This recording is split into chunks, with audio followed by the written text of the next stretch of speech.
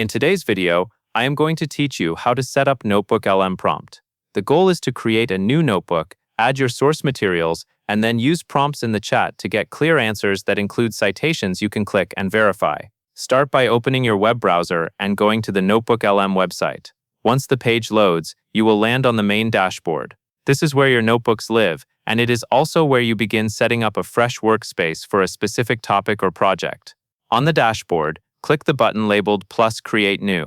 This creates a brand new notebook, which is essentially a container that holds your sources and the conversation you will use to analyze them.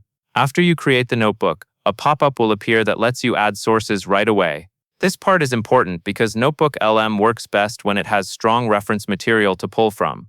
In the Upload pop-up, select the sources you want to use. You can add PDFs, paste in YouTube links, or choose files from your drive depending on what you have available. Pick materials that are directly related to the prompt work you want to do, since the quality of your outputs depends on the quality and relevance of your sources. After you upload or connect them, your sources will appear in the source panel on the left.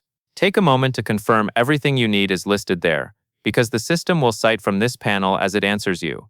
Next, move to the chat panel in the center. This is where you analyze and where you set up your prompts. Type a question or instruction in plain language. For example, you might ask for a summary, key takeaways, or a comparison of ideas across your sources. As responses come back, look for the clickable citations. Use them to jump back to the exact place in the source that supports the answer, which helps you trust and validate the information quickly. On the right, you will see the Studio panel. When you are ready to turn your research into a deliverable, click Audio Overview, Slide Deck, or Video Overview. These options generate instant outputs based on your notebook content, which can save a lot of time when you need a first draft fast. Finally, whenever you get an answer you want to keep, click Save to Note. This lets you build a clean set of saved insights as you go, so nothing important gets lost. That covers everything you need to know.